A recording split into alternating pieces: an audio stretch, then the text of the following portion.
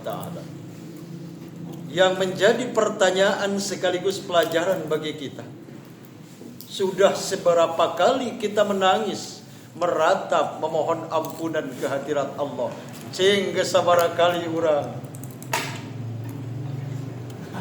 urang seueur dosa henteu. Tapi dibalik seueurna dosa, entah berapa kali urang meratap, memohon ampunan, terurai air mata yang merasakan penyesalan. Asa can sakali-kali acan abdi mah. Terus abdi eta mah nya insyaallah bapak-bapak mah. Padahal jangan salah, air mata pendosa yang penuh dengan penyesalan, dengan kembali lewat melaksanakan taubat kehadirat Allah, maka air mata itu adalah air mata yang akan mampu membuka pintu sorga, mengguncang arasnya Allah subhanahu wa ta'ala. Bil barokah, maka urang sareng aoskeun kalimat yang Allah ilhamkan kepada Nabi Adam dalam rangka memohon ampunan kehadiratnya. Bismillahirrahmanirrahim. Bismillahirrahmanirrahim. Rabbana Zalamna Anfusana Wa illam taghfir lana Wa tarhamna Lanakunanna Minal khasirin. Punten dia banyak. Jangankan di kota-kota megapolitan atau napi kantonan metropolitan ya. Di kampung-kampung wae ayeuna mah punten. Asana kalimat anu biasa kapungkur dihaluangkeun ku murangkali ku sepuh ketika di waktu tarhim menjelang azan subuh berkumandang. Rabbana ya Rabbana. Dewasa sekarang kalimat itu nyaris sayup-sayup sampai hampir tidak lagi terdengar. Ya betul. Itu jangankan di kota-kota besar seperti di Bandung. Di pelosok terpencil sekalipun, ya di Tasik Pakidulan, di Padumukan Abdi, tos langki Kang Cep eta teh. Padahal di tahun 70-75 sampai tahun 80 begitu sering kalimat itu dibacakan di masjid-masjid, di musola-musola, di surau-surau, di langgar-langgar. Kenapa? Karena itu mengingatkan kita adalah orang-orang yang sangat butuh dengan ampunan dan rahmatnya Allah subhanahu wa ta'ala. Bahkan perlu kita menjadikan apa yang dijalankan atau yang dilakukan Nabi Adam alaihi salam ini sebagai sebuah pelajaran yang begitu berharga. Di balik hanya satu pelanggaran, dan itu pun kalau kita buka punten-punten ya, menurut ilmu aqaidul iman yang ada di dalam kitab tafsir Sawi, hakikatnya Nabi Adam itu tidaklah berdosa. Namun ini akan terjadi kesulitan. Kenapa? Karena Syekh Ahmad Sawi Al-Maliki menjelaskan. Ini di juz awal halaman 23 tafsir Sawi. Ada satu ungkapan di mana Syekh Ahmad Sawi Al-Maliki menjelaskan, man nasaba at-ta'ammuda wal isyana lahu faqad kafara. Siapapun orang yang menisbatkan bahwa Nabi Adam sengaja melakukan kemaksiatan lewat melakukan pelanggaran atas apa yang Allah larang, dia dianggap sengaja melakukan kemaksiatan, maka kita adalah orang-orang yang kufur dari sisi akidah. Ini bisa kita buka dalam kitab tafsir Sawi. Tapi jangan salah. Kama anna man nafa ismal isyani anhu faqad kafara aidan lin nasil ayat. Begitupun orang yang menafikan bahwa Nabi Adam tidak berdosa atau tidak maksiat, itu pun sama kufurnya karena ada nas ayat. Jadi kan ternyata ada sebuah kaidah yang memberikan solusi. Inilah satu gambaran mimbabi hasanatil abror sayyiatul muqarrabin. Insyaallah kan dina bagian tauhid eta banyak. Padahal jangan salah. Pelajaran Nabi Adam ketika melakukan pelanggaran itu sampai hari ini diabadikan, yang sehari-hari kita lakukan. Hikmah dari apa yang dilakukan Nabi Adam alaihi salam. Leres? Ada jangan salah. Ketika Nabi Adam memetik buah khuldi yang dilarang oleh Allah untuk dimakan, ternyata sampai hari ini untuk mengingatkan dan menyadarkan kita ada praktek-praktek ibadah yang kita lakukan di sehari semalam kita minimal 5 kali. Itu sok naon urang cing kinten-kinten. Ieu ayana anggahota abdas. Kan anggahota abdas sabaraha hiji? Hiji pameunteut. Muka pameunteut teh naon atuh bahasa Sundana? Rarai. Atanapi naon deui? Beungeut. Gitu kan. Wajah kita basuh, kenapa? Karena dengan wajah inilah Nabi Adam tengadah melihat buah yang dilarang sebelum dipetik. Lalu ada membasuh kedua tangan, maka dengan kedua tangan inilah Nabi Adam memetik buah khuldi yang dilarang oleh Allah. Lalu kita usap kepala, masku syai'in minar ro'si, ya kan? Karena ternyata kepala Nabi Adam itu pernah menyentuh buah khuldi sebelum dipetik. Karena kan Nabi Adam jangkung beda jeung urang. Nabi Adam itu konon katanya situna diroan 60 siku. Wah jangkungna ge bea karep jika lamun ayeuna aya nu kitu. Cobi we pamit mah ayeuna siku urang we heula. Eta kan? Siku urang ayeuna lamun teh mah ti dieu kana siku urang 50 cm kali 60 sabaraha puluh meter. Tuh kan? Tinggal ngalikeun we. Teu acan kaum-kaum Nabi Hud, Nabi Soleh itu sampai 80 siku. Karena mereka adalah umat-umat yang begitu besar. Anu mampu menjadikan gunung-gunung itu dipahat menjadi rumah tinggal mereka. Nah, itu ketika Nabi Adam sebelum buah khuldi ini dipetik, ternyata kepalanya pernah bersentuhan dengan buah khuldi itu.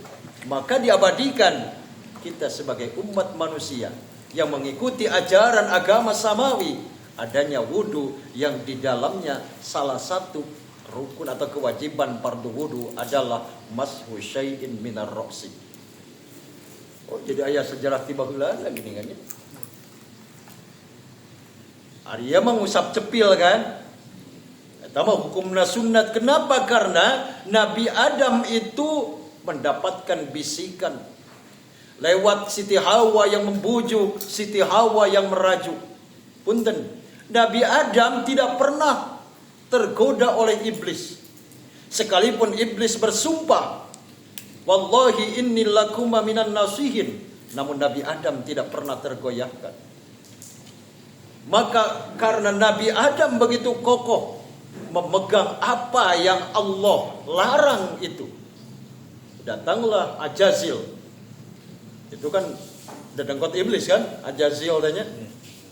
Datanglah Ajazil ini kepada Siti Hawa. Lalu Siti Hawa dibujuk, dirayu sedemikian rupa. Maka ternyata Siti Hawa pada akhirnya terkena jebakan bujukan rayu sang Ajazil itu. Datanglah Hawa menghampiri Nabi Adam alaihi salam. Maka Siti Hawa membujuk, merajuk kepada Nabi Allah Adam alaihi salam, yang pada akhirnya melangkahlah kaki Nabi Adam mendekati buah huldi itu. Makanya sampai hari ini ada anggota wudu, yaitu ghuslur rijlaini ilal ka'baini atau Nabi ma'al ka'baini. Itu silsilah nantinya ada tadi diabadikan ku urang ayeuna. Kenapa? Karena ingin terbersih daripada dosa-dosa yang ada. Sanes dosa Nabi Adam dari kanjeng Nabi Adam nya teu gaduh dosa. Gitu kan? Ieu mah tina dosa-dosa urang hayang bersih. Maka salah satunya lewat wudu itulah kita amalkan dengan sesempurna mungkin. Karena kita yakin sebagaimana beberapa hadis menjelaskan bahwa seiring dengan menetesnya air wudu dari anggota setiap wudu kita, maka insya Allah ketika wudunya itu sempurna, seiring dengan itu jatuh berguguranlah dosa-dosa kecil kita. Alhamdulillah. Hebatnya lamun bener eta wudu sampurna. Kan ari urang mah wudu sampurna teh kadang-kadang hararese. Kan terus dijelaskan ku abdi di awal, di mana wudu yang sempurna adalah wudu yang senantiasa menjaga hal-hal yang wajibnya, menjauhi hal-hal yang diharamkan atau yang membatalkan, dan menjauhi hal-hal yang dimakruhkan dan mubtilatnya. Itulah wudu yang sempurna. Dan jangan salah, ada sunanul wudu yang kita perhatikan, yang kita amalkan.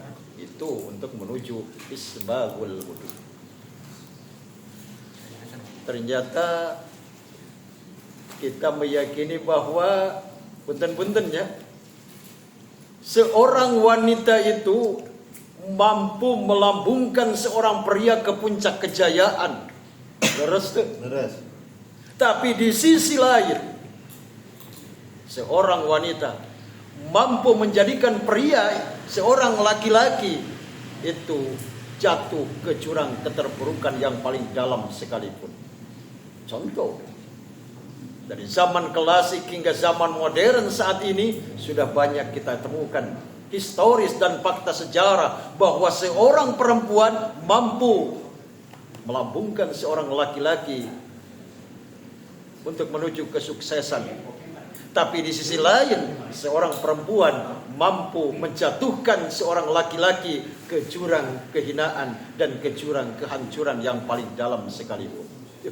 Alhamdulillahnya lamun urang teh biasa mangkaning baje teh ulah lepat. Ada aduwika itu zaujatu kallati tudojiuka. Sebesar-besar musuh urang itu adalah istrimu yang senantiasa kau dekap di siang dan malam. Ketika tidak terarahkan dengan konsep-konsep dan prinsip-prinsip keagamaan, maka sangat boleh jadi istri akan mempengaruhi orang untuk melakukan hal-hal di luar nalar, bahkan di luar koridor keagamaan. Maksudnya, salah satu contoh, upami anu hancur seorang perempuan, contoh. Kurang kumaha hebatna Fir'aun, laknatullahnya.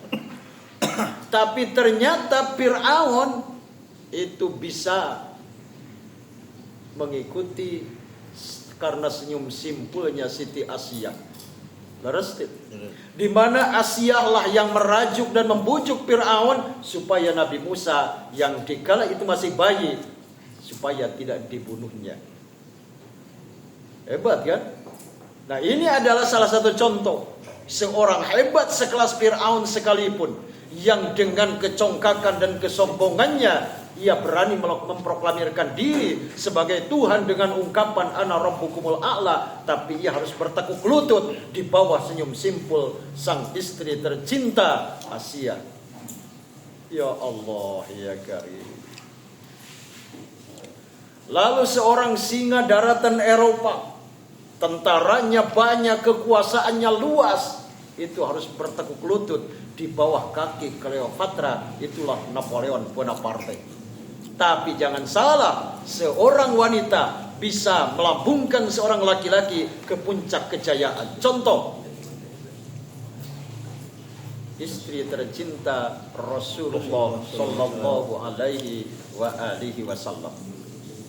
Dan ini adalah Islam sampai di tengah-tengah kita. karena salah satunya perjuangan yang ditunjang oleh pengorbanan yang tulus dan ikhlas dari Sayyidah Khadijah Al-Kubra. Hebatnya. Daya tanggal walor orang istri tadi dia ya. Ulah nepi ka urang karena istri itu justru orang terpuruk karena kesesatan, karena kemaksiatan. Kenapa? Karena upami teh mah kurang diemut. Karena seorang perempuan bisa baik seorang pejabat itu menjadi pejabat yang korup. Leres deh. Karena itu dipanas-panasi ku istrina tiasa wae. Padahal tadina adalah orang yang jujur, orang yang penuh dengan tanggung jawab, dedikasi yang tinggi. Tapi ketika dipanas-panasi ku istrina bisa wae. Bang, maknya abang teh ya geus lila jadi wakil rakyat, geus lila jadi pejabat, hirup kieu-kieu wae. Pada ayeuna kapanasan kuno jantan istri, jadilah koruptor ulung. Alhamdulillah ya. Hati-hati. Kalandurnya tos, ayeuna urang maksud deui. Setelah 200 tahun Nabi Adam meratap menangis, memohon ampunan kehadirat Allah lewat kalimat Rabbana dzalamna anfusana wa illam taghfir lana wa tarhamna lanakunanna. Allah terima taubatnya Nabi Adam bertepatan dengan 10 Muharram atau yang kita kenal hari ini yaitu Yaumu Asyura. Jadi yang terjadi di bulan Muharram tepatnya di tanggal 10 itu diterimanya taubat Nabi Adam alaihi salam. Nabi Idris diangkat ke ketinggian derajat. Itu terjadi di tanggal 10 Muharram. Atau riwayat Nabi Idris meninggal? Waduh, suganta atau meninggal ya. Sekenapanya seketika orang-orang coba. Ini salah satunya rujukan yang bisa kita buka.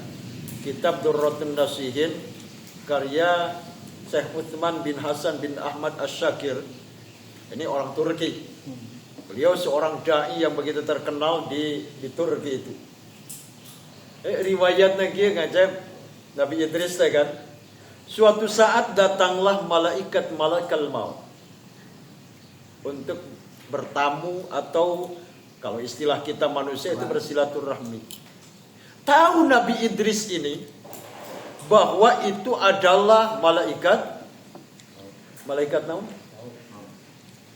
Saha jenenganna malaikat maut kan? Malaikat Azrail. Nah, ketika tahu bahwa yang datang adalah malaikat sang pencabut nyawa, maka Nabi Idris berkata, "Wahai Azrail, coba bagaimana aku bisa merasakan kematian." Kata malaikat Azrail, "Idza jaa ajaluhum la yastakhiruna sa'ata wa la yastaqdimun." Itu tidak bisa sembarangan. Kenapa? Yang namanya ajal, yang namanya ruh dipisahkan dengan raganya ini ada waktu tertentu yang telah Allah tentukan. Dirayulah malaikat Azrail ini. Lah ieu mah kapan ngajaran mungkul. Itu kan, engke ge hirupkeun deui da kapan ngajaran. Ya Allah, ya Karim. Ya karena ayo wae panginten di Allah pun bahasa urang namanya, tapi asan berarti malaikat ka Allah. Ieu mah tos aya di lautan ilmuna Allah we. Keun ngabuktoskeun tan hiji hadis ngalangkungan ketentuan disuruh kodim gitu kan. Ngan ieu mah kisahna seperti itu. Arepek terus dicabut kan. Terus dicabut, dihidupkan kembali. Terus dihidupkan kembali, Nabi Idris nyarios. Tak ayeuna mah kuring teh hayang nyaho ningali neraka teh kumaha. Ulah da eta mah kudu mengalami kematian. Kan kuring geus bieu. Itu kan ya pada akhirnya ya dengan izin Allah tentu ya dan mina malaikat la ya'suna ma amarallahu lahdatan. Tidak ada gitu kan hal-hal yang menyimpang dari ketentuan Allah walaupun hanya sekejap mata sekalipun. Apan eta kuring geus bieu ngajaran maut. Maka dibawalah Nabi Idris oleh malaikat Azrail ini, diperlihatkan bagaimana kondisi neraka itu. Nah, beres gitu kan tina neraka, maka Nabi Idris itu memohon, ayeuna mah da kuring kana neraka geus, cik ari surga jika kumaha kuring ge hayang nyaho hayang ningali. Ulah itu teh samarangan da kudu maot heula. Kapan kuring geus tadi ge maot? Kan ku anjeun di maotan. Ka neraka kuring geus kan bieu oge dibawa. Ta ayeuna mah panasaran hayang ningali jika kumaha surga teh. Tapi ulah hayang asupnya, beureun kitu lah. Kompromi. Lamun kitu keun ku kuring rek ditinggalikeun. Dibawalah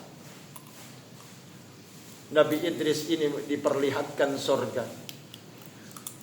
Ketika melihat sorga terpana Nabi Idris ini, dia merayu lagi kepada malaikat Azrail.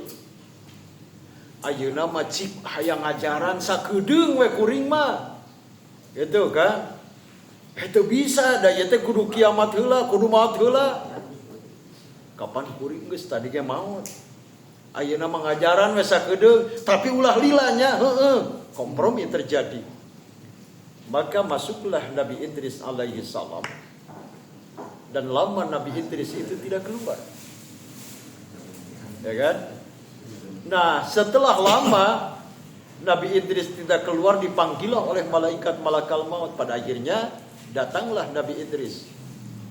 Setelah datang, Nabi Idris berkata, aduh mohon maaf malaikat Azrail, kedua terompahku ketinggalan di sorga. Nah, izinkan aku untuk pulang kembali. Merecek malaikat malakal maut, kenelah nu kitu maloba, ulah itu tarompah kuring ketinggalan. Pada akhirnya masuk lagi Nabi Idris itu, dan pada akhirnya berkata, mengalami kematian sudah, masuk neraka sudah, maka tidak ada hal yang bisa mengeluarkan saya dari sorga ini. Pada akhirnya sampai sekarang Nabi Idris diangkat di tempat yang penuh dengan kemuliaan di sisi Allah. Itu terjadi di tanggal 10 Muharram. Tak kerek hebat kumaha tuh. Nah, itu mah kisah lah panginten. Lalu keajaiban yang terjadi di tanggal 10 Muharram ini, diselamatkannya Nabi Nuh dari banjir yang menenggelamkan bumi seluruh dunia ini. Beliau mendarat di Jabal Judi, itu bertepatan dengan 10 Muharram. Terus kita hiji ditampi taubatna Kangjeng Nabi Adam, nomor kedua Nabi Idris disimpan dina kedudukan yang mulia dan terpuji, lalu yang ketiga diselamatkannya Nabi Nuh dari banjir yang menenggelamkan bumi, beliau mendarat di Jabal Judi. Itu kan? Itu di tanggal 10 Muharram. Lalu selamatnya atau keluarnya Nabi Ibrahim alaihi salam dari pembakaran api Raja Namrud, itu terjadi di tanggal 10 bulan Muharram. Yang dimana pada awalnya Namrud merasakan keyakinan bahwa pastilah Ibrahim tinggal abu, tulang belulangnya akan hancur. Namun setelah 40 hari 40 malam Nabi Ibrahim ada di dalam pembakaran api yang begitu menggunung, maka di tanggal 10 Muharram beliau keluar tanpa kurang suatu apapun. Dan konon katanya Nabi Ibrahim ketika ada dalam kobaran api itu bukan merasakan panas, tapi justru menggigil kedinginan, sesuai dengan apa yang Allah firmankan dalam Al-Quran, ya daru kuni bardan wassalaman ala Ibrahim, dingin api dan menjadi selamat api bagi Nabi Ibrahim alaihi salam. Ngan kade urang kudu ieu bacakeun doana.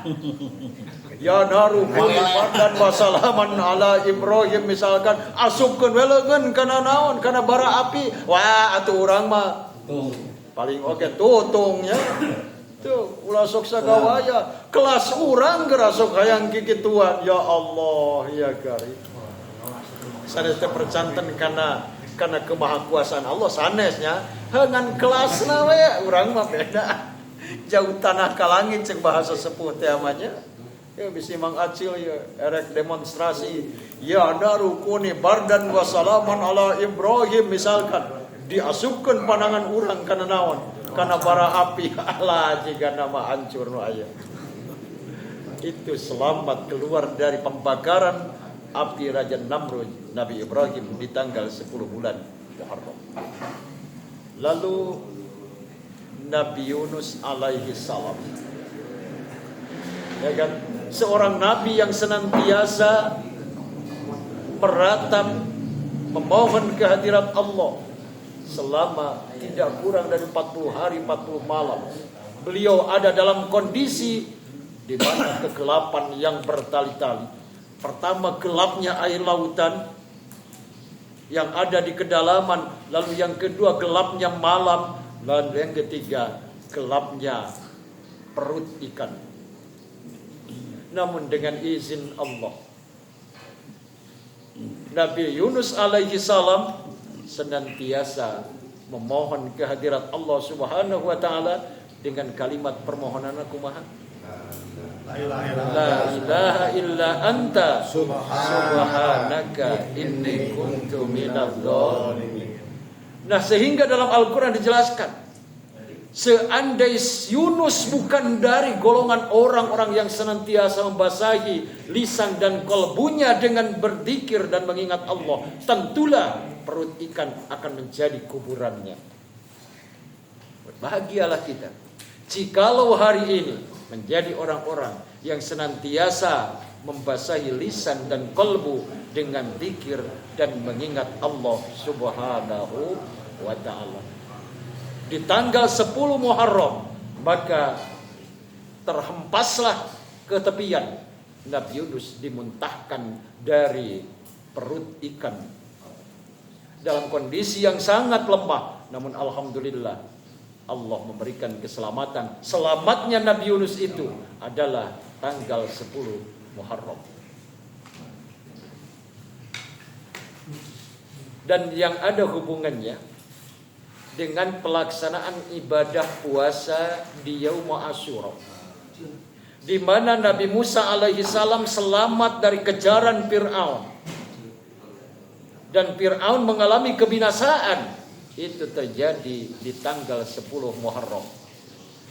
Dan mohon maaf, ini jangan kita berpendapat punten-puntennya bahwa puasa Yaum Asyura ini itu mengikuti cara orang-orang Yahudi. Ente Pak. Kenapa? Karena jauh sebelum Rasulullah hijrah dari kota Mekah menuju kota Madinah, Rasul biasa melaksanakan ibadah saum di tanggal 10 bulan Muharram. Ini hadis Siti Aisyah radhiyallahu anha. Nah, lalu setelah di Madinah, memang Rasulullah sallallahu alaihi wasallam mendapati orang-orang Yahudi, mereka senantiasa menahan haus dan lapar di tanggal 10 Muharram. Oleh karenanya begini, bisa kita buka kitab Ajmal Al-Majmu' Syarhul Muhadzab jilid yang ke-6 halaman 432. Di sana dijelaskan. Dia salah satu nanya pada seueur kitab-kitab anu ngamuat tentang saum Yaum Asyura. Orang-orang Yahudi melakukan, kalau istilah kita puasa lah, menahan lapar dan haus itu. Mereka merasakan syukur atas anugerah yang Allah limpahkan kepada Nabi Musa alaihi salam sehingga selamat dari kejarannya Fir'aun. Nah ini wa yustahabu ayyasuma yauma asyura li hadithi Abi Qatadah, disunnatkan. Wa yustahabu itu ya. Wa yustahabu ayyasuma yauma asyura, disunnatkan berpuasa di tanggal 10 bulan Muharram, yaitu Asyura, insyaallah hari besoknya. Eta mah bade sahu mangga, bade teh teu langkung karena itu hukumna sunat. Ngan lamun teu mah urang bade ngamanfaatkeun waktu can puguh Asyura tahun payun urang masih kena aya yuswa soklah urang lebetan. Nah ini hadis Abi Qatadah. Lalu wa yustahabbu ayyasuma yaumata su'a, dan disunatkan berpuasa di tanggal 9 bulan Muharram. Berarti minimal ada 2 hari yang kita dituntut untuk melaksanakan ibadah puasa. Ini 5 rawa Ibnu Abbasin, hadis yang dimana di dalamnya diriwayatkan oleh Ibnu Abbas radhiyallahu anhu. Berkata Ibnu Abbas, qala, bersabda Rasulullah sallallahu alaihi wasallam, la in baqaitu ila qabilin, seandai aku masih tetap hidup ila qabilin, sampai di tahun yang akan datang. Nah ini kata siapa? Kata baginda Rasulullah, diriwayatkan oleh Ibnu Abbas. La in baqaitu ila qabilin, seandai aku masih tetap hidup sampai tahun yang akan datang. Nah ini jawabannya, itu syaratnya. Jawabannya la asumannal yaumat tasi'a, maka yakin aku akan melaksanakan puasa di tanggal yang ke-9. Artinya selain tanggal 9, Rasul tentu dengan tanggal 10-nya. Ini tujuannya apa?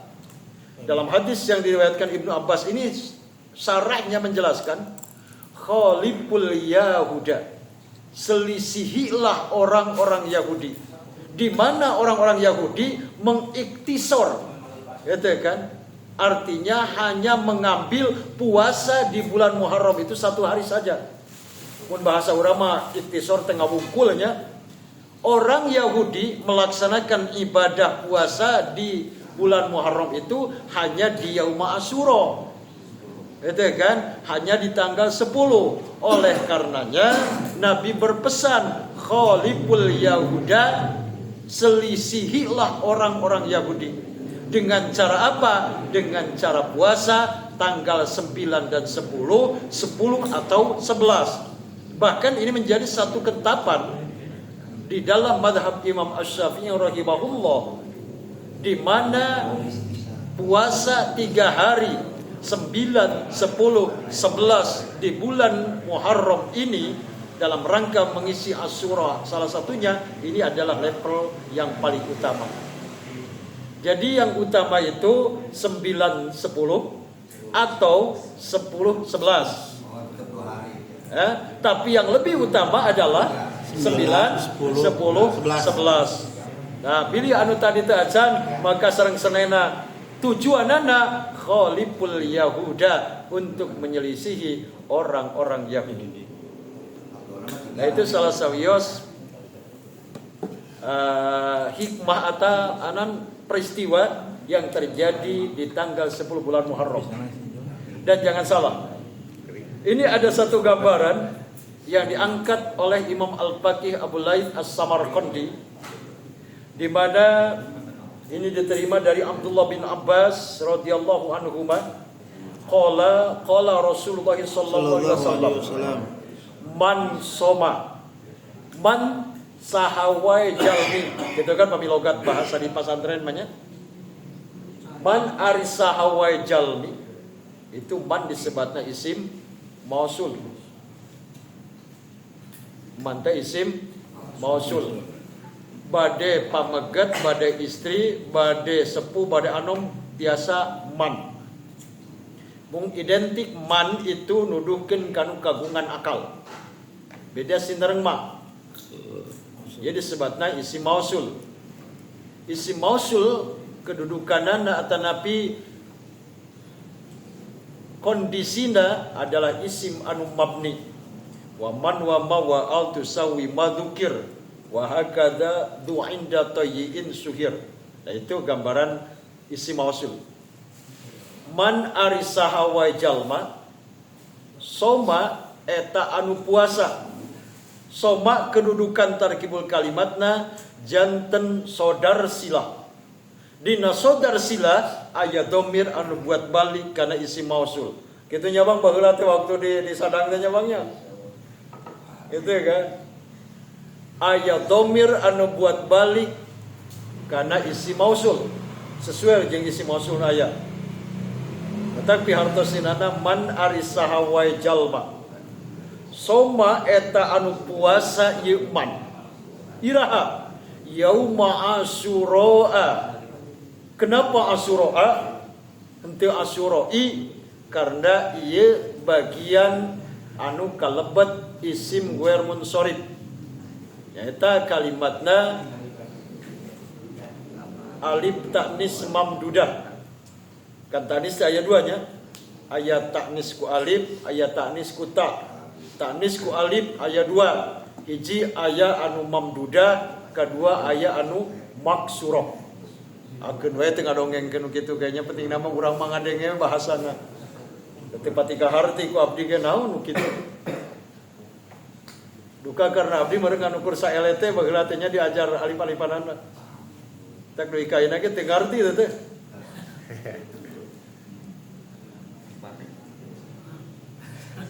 Kan kudu pernah apa sabet gitu kan wajurra bil fathati mala yang sorif malam yudab awya kubada al radib matak bacana asyura. Itu kan artinya saya nu pernah masantren unggul ya. Tak bahasana asyura. Saha wae jalmi siapapun seseorang yang melaksanakan ibadah puasa di hari Asyura berarti tanggal 10 Muharram. Apa hikmah yang ada? A'tahullahu ta'ala thawaba asarati alafi malakin. Allah akan berikan pahala ibadahnya 10.000 malaikat. Hebat itu. Pahala itu. Ya ibadah pahala ibadahnya 10.000 malaikat Allah berikan kepada siapa? Kepada orang yang melaksanakan ibadah puasa di hari Asyura. Asapiraku itu kabita ya Allah ya Karim. Kan nu penting nama urusan pahala mah eta mah prerogatif Allah, tapi jauh daripada itu kita niatkan ini adalah ihya sunnah, artinya menghidupkan sunnah Rasulullah sallallahu alaihi wasallam. Ngan diwartoskeun teh ya masukan we jadi penyemangat kayak ngarasa lebar. Mung teuing mah teu sanajan beda teu beda jeung Yahudi ge geus sapoe. Da masih kene meunang. Gitu kan. Bakat ning mung-mungna urang. Mangkane ieu mah sanes batur abdi ya Allah. Tong boroning puasa sunat, Pak. Ramadan wae dalam teh malain kewajiban geus mung kurang-kurang nama puasa teh. Leres teh. Tapi jangan salah. Ieu salah satu indikasi adanya nilai-nilai kesadaran yang timbul dari keimanan. Bahasa urang gunakan peperiheun hijrah seperti para sahabat muhajirin dari kota Mekah menuju kota Madinah dengan mempertaruhkan segalanya, harta, tenaga itu dikorbankan, bahkan nyawa yang satu-satunya dipertaruhkan. Peperiheun jika kitu atuh urang mah ngamelaan Islam teh. Itu kan dalam rangka membumikan agama Allah teh jajauheun. Peperiheun urang teh jika sahabat Ansor atuh yang mempersiapkan iman dan tempat, mereka begitu hangat menyambut orang-orang yang datang dari kota Mekah ke kota Madinah dengan segala kecintaan yang ada. Atuh urang mah daek-daek puasa Asyura we heula. Insyaallah. Tapi eta mah nu bade, nu henteu mah teh sawios. Da Rasul ge nyebatkeun insa'a ayyasuma falyasum. Siapapun orang yang ingin melaksanakan puasa silakan. Wa insa'a yatruku falyatruk. Siapapun orang yang tidak ingin melaksanakan puasa tidak apa-apa. Itu kan hartosna. Ngan asapiraku telebar. Daku abi diwartoskeun ieu teh naonna salah sawios hikmah yang terkandung di balik hari Asyura dengan pelaksanaan ibadah puasa di dalamnya. Kahiji Lalu Rasulullah SAW ngajelaskan waman soma yauma asyura minal muharrami, siapapun orang yang melaksanakan ibadah puasa di tanggal 10 bulan Muharram, a'ta thawaba asyarati alafi hajin wa mu'tamirin, Allah berikan nilai-nilai pahala 10.000 orang-orang yang melaksanakan ibadah haji dan umrah. Peperiheun ka Mekah teu atuh urang teh haji jeung umrah cing atuh sapoe mah korbankeun ngan alangkah indah ketika mengikuti anjuran Rasul khaliful Yahuda, selisihi Yahudi, berarti 2 dinten kita main tanya insyaallah. Insyaallah hiji nilai kesayangan itu pahala ibadah 10.000 malaikat Allah berikan kepada orang yang melaksanakan ibadah puasa. Kedua, 10.000 pahala dari orang yang melaksanakan ibadah haji dan umroh Allah berikan kepada orang yang puasa di tanggal 10 bulan Muharram. Ya Allah ya Karim. Wa asyarati ala pisahidin, dan nilai pahala 10.000 orang yang gugur sebagai syahid membela agama Allah. Allah berikan kebaikan ini kepada orang yang melaksanakan ibadah puasa di bulan Muharram. Hebatnya. Nah, lalu waman massaha yaddahu, siapapun orang yang mengusapkan tangannya ala ra'si yatimin, pada kepala anak yatim. Itu kan? Yauma Asyura, di hari tanggal 10 di bulan Muharram, rafa'allahu lahu bikulli sya'ratin darajatan, Allah akan mengangkat dari setiap helai rambut yang terusap yang ada di kepala anak yatim itu, 1 rambut 1 derajat Allah angkat. Coba lamun 500 rambut nu kausap ku urang, berarti itu 500 derajat Allah angkat sebagai balasan yang begitu agung di sisi Allah Subhanahu wa taala. Lalu waman fatara mu'minan, siapapun orang yang memberikan buka orang yang beriman, itu kan, ya an buka sama suronya dipaparin ku Pak Haji ngaleueut misalkan.